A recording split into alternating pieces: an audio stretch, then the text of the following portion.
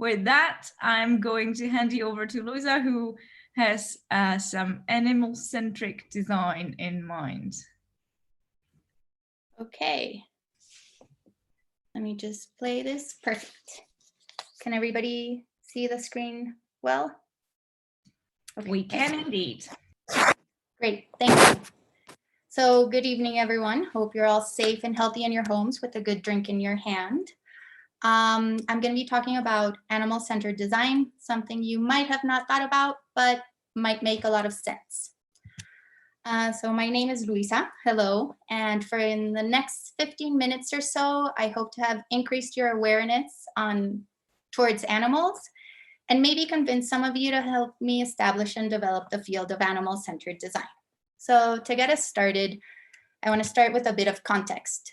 For those of you that are familiar with human-centered design, animal-centered design is a parallel approach, with the main difference being that instead of the user being human, they're literally animals. For those of you that are not familiar with human or user-centered design, a quick overview. So human-centered design is an approach to problem solving in which the user is positioned at the center of the design process. It usually has 3 stages. What these stages are called sometimes depends on who's talking, but I've chosen to name the first one Discover, and it consists in exactly that. It's where you go out into the world and you talk to your future users and you observe what they're doing in order to gain an understanding of their perspective and discover their unmet needs. The second stage is Design. And this is where you take everything you discovered from your users and you use it to inform the design of whatever it is you're doing, a product or a service. You might iterate on the design, go and check with your users, come back, do it again, until you've reached a point where you think that whatever you've proposed meets their needs. And the last stage, Deliver, is basic product development. So it's where you try and make sense of where you take the design you just did and put it out into the market, and hopefully it'll make for a great experience for your users. So there's a lot of iteration in the process. There's a lot of moving parts. So needless to say, it's not an easy process.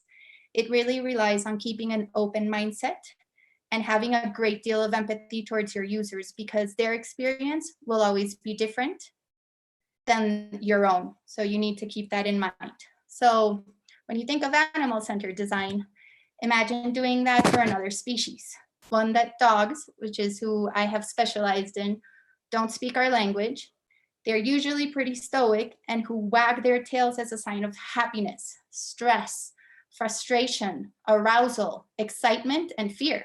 I mean, what do they mean? What are they trying to tell us? I chose to begin my explorations of designing for another species with dogs because I think their partnerships with us are fascinating. They're easily accessible, and in general, I just think dogs are amazing. I also believe that the approaches that I'm developing, although made for dogs, can be adapted and used with other animals. So for the last 7 years, I've been trying to understand canine user feedback. I've been doing more than that, but believe me, this has been one of the hardest hurdles of all. So this is the last bit of context, but I wanted to share a few milestones with you of what I've been doing during the last 7 years. So I became a mobility assistance dog trainer. I did a few courses in Master of Science in Canine Science. I worked at a dog daycare. I helped design a training facility for assistance dogs. I volunteered with search and rescue dogs and police dogs, and currently I'm completing a PhD in animal-computer interaction. As a quick side note, I'm not going to be talking about my research in the presentation, but it's about designing canine-centric tools for mobility assistance dogs to help them assist their humans better and make use of the products around them in a way that the products respond to who they are. But back to tonight. What we're doing tonight is I'm going to share 8 reflections and lessons of the last 7 years. And I chose these because in one way or another, they've become a bit of kind of like a mantra or like principles that I probably think of on a daily basis. So here goes. Number 1, no, they're not the same, but wait, new studies show that. So since the beginning of our relationship with animals and historically, when Western philosophy came into play, we started to conceive animals as machines and think that they behave solely on instinct and were devoid of feelings and frustrations, let alone consciousness. And although this understanding has been challenged since the moment it was made, we still question research that takes a position that does not question an animal's consciousness, but on the contrary, acknowledges it and works to understand it. So think of it, we've been saying things like, they're machines, and then, no, wait, turns out they seek comfort. Oh, and they also feel joy, and they're known to play. And you're not gonna believe this, but elephants mourn their dead, and chimps beat humans at a computer game. And it appears that parrots might understand probability. So you get the picture. So before we take an extreme position and declare ourselves a unique species, I think we should always approach nature with a bit of humility and curiosity.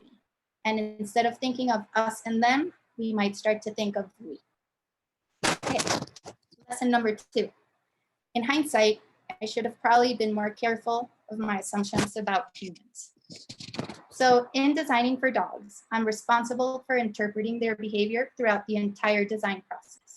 And this is quite a responsibility because the way they experience the world and I experience the world is incredibly different. There's a known author in the dog world called Alexandra Horowitz, and she says it best. She says, as we see the world, dogs smell it. So because this difference is so explicit, I'm always aware of it, and I'm always questioning if I'm doing my best to understand the dog's point of view and keeping their best interests in mind. And then I think of when I work with humans, and I have to admit that sometimes the differences in experience wasn't at the forefront of my mind, and I probably assumed a lot about my users. So in designing for animals, I've developed a sort of virtuous cycle where in keeping my biases in check with regards to their user experience, I think I've become more aware of the biases I have towards my fellow humans. So it's just like a nice added value. Lesson number 3, what you are feeling travels down the lead. Like I mentioned, one of the first things I did in becoming involved with animal-centered design was becoming a certified mobility assistance dog trainer.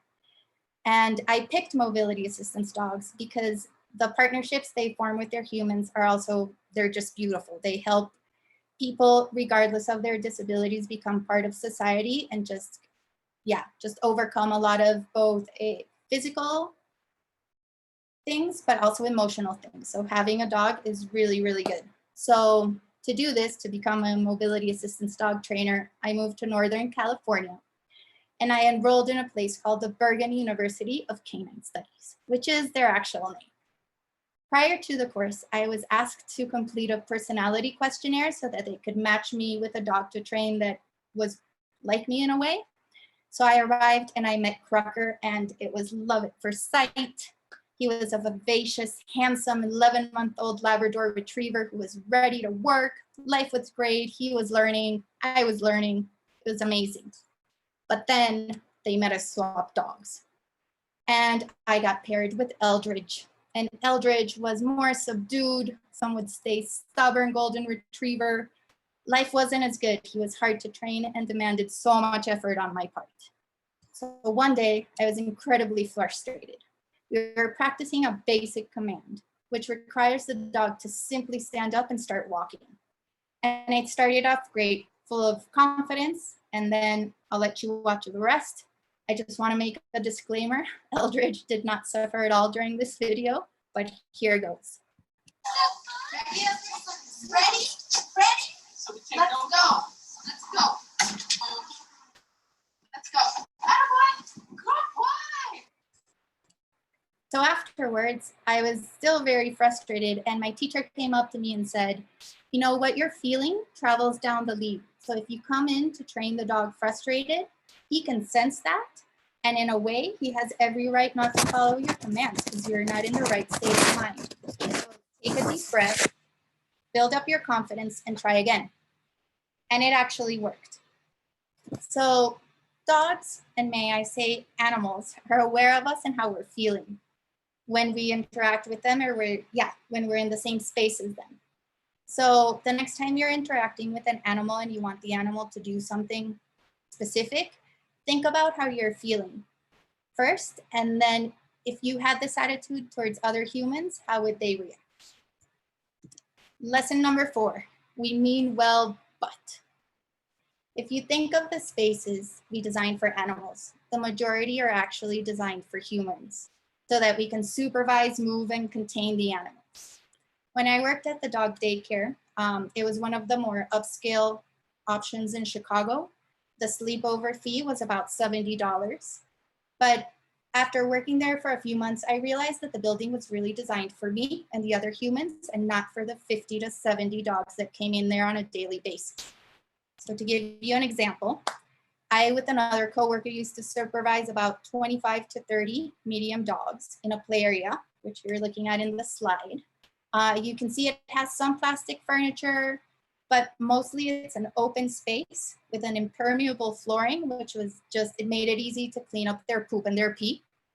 But the space was completely closed off from the rest of the facility. The dogs had no line of sight to see around them.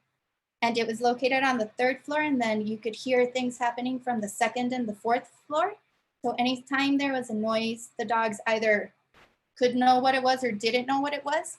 One started barking, then the next, it was chaos. So if you are a dog, where would you like to spend the majority of your day? You might be used to being at home where there are no other animals. And now you're part of this giant group of dogs you don't know. You have to socialize the entire day. You can't really hide. You might have beef with some of them, which actually happened. One dog was the bully dog that wouldn't let like 5 dogs play. And you have to smell all sorts of things you can't see. So it might be a bit more stressful than the actual intention of it being a relaxing and enjoyable experience for the dog. So I'm not, with this, I'm not trying to bash the dog daycare or the idea of taking your dog to a daycare. But the point I'm trying to make is that, again, like we mean well, but if you consider the animal's experience, you have to go a step further and really think of, from their point of view, what that experience would be like. And I put this up because this is a cooling bed designed by designer Hiroshi Nite. So for us, it might not look that comfortable, but the metal tubes actually serve a cooling function because dogs' temperatures usually run about 10 degrees warmer than ours. So again, it's something where the dog's experience has been considered a little bit more. Lesson number 5, what the fuck just happened? So as designers, we're trained to prototype. Sometimes they're quick and dirty prototypes, like the one shown here, made with masking tape and cardboard, and they kind of look like the real thing. Some prototypes have more fidelity, but the fact that they're named prototypes, they're not the finished product. They might not have the final materials, might not be the real size, but most likely when you give a human a prototype to interact with, unless you specifically tell them, they will treat them with care. You can't do this with dogs. After a week of cutting, gluing, measuring, and making sure everything was working perfectly, I put my prototypes in a little suitcase. I went to people's homes to install them. I gingerly took them out. I showed them to the human, to the dog. I proceeded to install them. In this case, in Dan's living room door, and this is what happened. Nope. So not 20 seconds into it, my prototype was destroyed. Reflection number 6. We kind of shift. So animals are an integral part of society, whether they be our companions, sources of food, keepers of our ecosystems. Understanding and designing towards meeting their needs makes a better place, not just for them, but really for all of us. So I'm sure we have come across stories recently, the past month or so, of how nature has been recovering due to the human world just stopping in its tracks. However, pandemic-based behaviors aren't the solution. But simply, we kind of have taken over the world, and Even some unexplored depths of the ocean on the surface, they're owned by someone. So we've divided up the world amongst us humans. So I think we kind of owe it to the animals and plants and the rest of nature to put our abilities to work towards improving their circumstances and experience. And in doing so, we will most likely improve our own. Reflection number 7, animals are individuals. So I can't see this, but I'd like to ask you guys for a quick show of hands, or just do this in your homes. But how many of you have a pet or pets? And how many of you think that your pet is unique to any other pet, including pets within the same species or even the same breed? So hopefully most of you raised your hands. For those of you that did, I agree, yay, 100%. For those of you that didn't, I have nothing to say. No, just kidding, it's okay. But seriously, as humans, we have a tendency to categorize. We do this with our fellow humans and the stereotypes we have of ourselves. For example, our stereotype of a nerd. However, we also know that we each consider ourselves individuals, and that at our best, we consider everyone else as an individual. Unfortunately, when it comes to animals, we have an even stronger tendency to group them under this giant category. So we talk about zebras and elephants, and they're this like clump. But what I'm trying to say is that the next time you come across about a story about an animal, whether it be an anecdote, a piece of research, or actually the animal itself, that animal is an individual. So when I was talking about parrots understanding probability, it might just be 1 or 2 parrots, but still. Reflection number 8, last one, my personal favorite, the applications of animal-centered design are endless. So here's another thing. I want you to close your eyes again and picture animals, like what you think of animals. Where do they live? In the wild, in zoos, cities, farms, or homes? What are they doing? Are they like looking or hunting for food? Maybe they're swimming, walking, running, flying, biting us, or just standing there? Now open your eyes and think of them as users. They're users of products such as livestock corrals, or services such as veterinary care, users of cities, fields, clothing, leaves, technology. The possibilities are endless. So to finish, I have a call to action. So by now, I hope you know that one of the biggest challenges in designing for animals is bridging that gap between experience between us and them. So how could we bridge that gap? Enter technology. There's already a lot of people doing incredible work with this. I want to highlight the work of Dr. Troscianko, which I'm sure I'm saying wrong, but they've developed an open source software that allows us to, that converts how we see things to how a lot of animals see things. So there is work being developed towards that. But I guess my questions are more, how might we adapt technology like Dr. Troscianko's to help us design for animals? Or how might we use tech to enable animals to record their own user experience? Or how might we help me understand canine feedback? Or how might what you are a nerd in help develop animal-centered design? So finally, to close, like I mentioned, I'm in my last year of a PhD in animal-centered design. And in August, my funding runs out. I have yet to find a job listing entitled Animal-Centered Designer, needed to help change the world by reframing our relationship with animals and designing products or services that create amazing user experiences. So if you know of a job that would have this listing, please let me know. But more importantly, if you would like to join me in championing animal-centered design, please do reach out. And if you think animals are just the beginning and we should start thinking about plant-centered design or any of the other life kingdoms, anyone up for virus-centered design, I'm happy to help as much as I can. You can find me here, and thank you so much. And now I'll stop.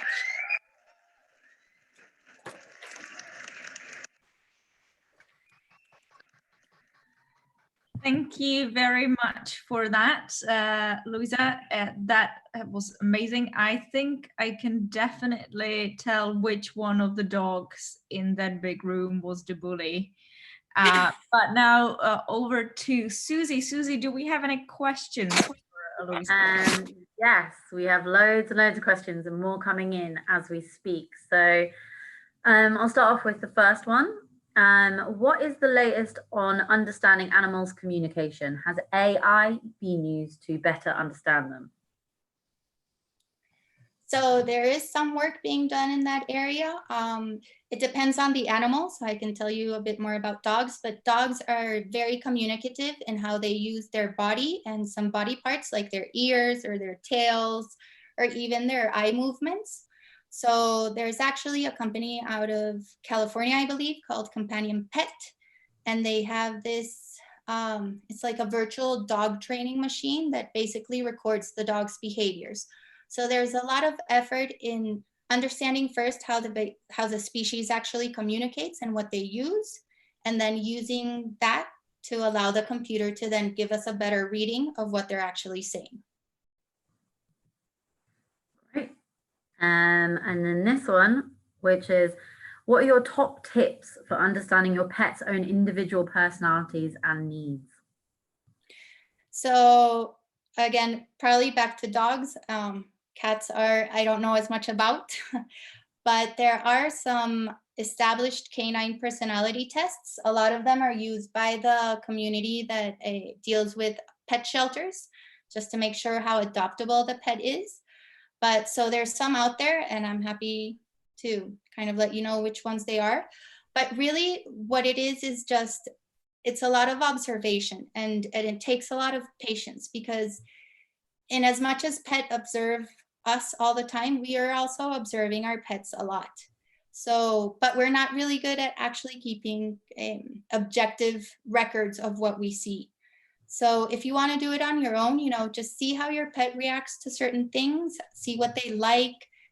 You start to know how to read your pet and know when they're happy or not happy, but you might get it wrong, and you might need to get attuned to those nuances where they might be wagging their tail, but it actually might be a fearful wag and not a happy wag. So don't take what's known as broad strokes and be like, tail wag, happy. Like, question yourself a little bit more. Okay, great. So how does this work for spaces that might have multiple types of animals? So for example, a zoo? So here again, so animal enrichment in general is a huge topic that I'm really interested in. And usually animals are kept separate in a way. The Philadelphia Zoo has this one design that is a tunnel where some of the different animals get to use it, and the tunnel goes throughout all the zoo's area. So in a way they can leave their enclosure and take a walk. And sometimes the monkeys use it, sometimes the tigers use it. But again, captive animals, it's a hard one because we are taking them out of their natural habitat. So there's like habitat design, but then there's also what I was talking about, which is enrichment. What do the animals do all day? And one quick thing I do have is that if I ask you as a human what you have around you as enrichment, you probably can come up with 10 to 15 things. Right now I have a drink, I have my computer, I have a Kindle, I have a TV, I exit, like a bunch of stuff. And when it comes to animals in captivity, we always tend to think that, okay, we designed this one thing for the monkeys to do, and that's it. And they should be happy with it for the next 10 years. So it's a bit about diversity and just thinking how their experience kind of adapts in time and what we can do. Okay, great. Have we got time for a couple more? Sure, let's do a couple more. Okay, so this is a question. Assuming you know about the work of speech therapist Hunger for Words, who trains her dog to speak with pre-recorded buttons, do you think this tech could be scalable, or is this just a specifically very well-trained dog? That's a really good question, because yes, I do know her work. I think it's really cool. But so I think the tech might be scalable, but again, you have to contextualize it. And she is a speech therapist herself. So I I don't know exactly how many working hours it took her to teach her dog to use all the buttons and the words. So I think that's the trade-off. No, I think it is plausible for it to happen where we make things where animals can start to tell us their needs and desires. But the thing about it is the time it takes for that to happen, because especially with dogs, if you are not incredibly consistent, which humans aren't usually, it's going to be really hard and you're going to have to start from scratch. So I think it is scalable, but don't expect to just get a bunch of buttons and give them to your dog and then be frustrated if your dog doesn't get it. Okay, great. So should we keep this one the last one? Yeah, let's make it the last one. Make it good. Okay, so hopefully this will be a good one. Should we be leaving more space to be wild so animals can design and use the spaces for themselves? For example, beavers building more dams. That's great. I would say yes, 100%. But in as much as I was talking that we've kind of taken over the world, you know, there's always a compromise. So would you want to leave, you know, it's a really hard question because it's a trade-off between how many humans there are and what resources we use and how we've decided we're the most important species to those around us. So it depends on where you stand on that range of who's more important or less important, or are we all as important? And then once that happens is then how can you actually think about the animal's experience? And maybe in design, you usually have constraints. So you're forced to design something within a price point or within a certain manufacturing technique or a material. So I think that that in itself is a constraint. So how can we allow animals to be as happy and free as they can be in the wild with the constraints of like the real world? And again, it really depends on where you fall on that spectrum and how you consider animals. And then your solutions will be probably based on that. But it's a really good exercise to just for yourself, ask yourself where on that spectrum you fall. Great. Well, thank you very much. And thank you for all the questions, everyone. Sorry we didn't get a chance to ask them all, but there's millions. So keep them coming for the next ones and I'll read as many as we can out. Thanks. Great. Thank you. Thank you, Susie. Thank you, Luisa. That was wonderful.